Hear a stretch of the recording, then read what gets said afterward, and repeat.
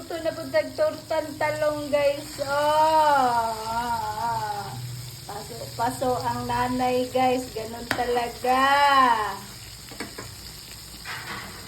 Paso ang nanay guys. Oh, ang yempo.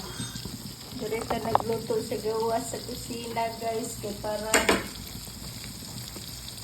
magkalat-kalat na diri guys. Kaya gisugba pa na kong talong sa gasol. Kanina kayong kita mag-uling guys. Ay kita pingunita guys.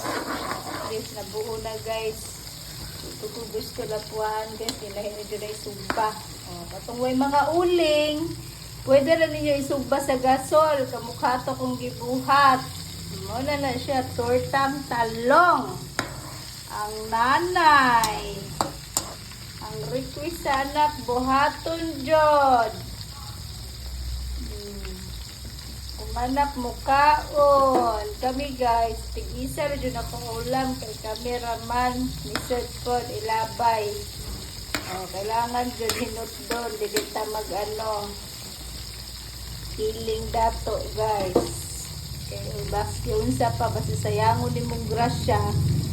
Makalitra nagkawala sa imuha. Mao na kong liempo guys.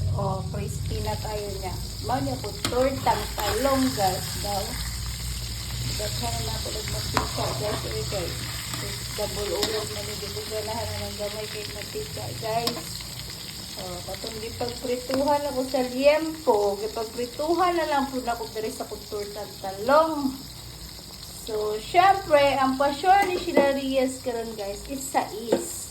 Automatic dubli sa is pagbuo 0660 pag eskalera 56 67 kamay bahala diha. Uy, congratulations sa atong mga naghatag og barato guys. Mga tortang talong guys. Uy, nasindot naman to sa pikas guys. Balidarihan sa natin guys. Mga guys, ganyan talaga ako magluto ng tortang talong. Nagtangan natin nag-tissue guys para paon iyahang mantika suyupon. Diba? Tortang talong o liempo ang ulam sa kong anak karon. Sais guys magpares ko niya guys.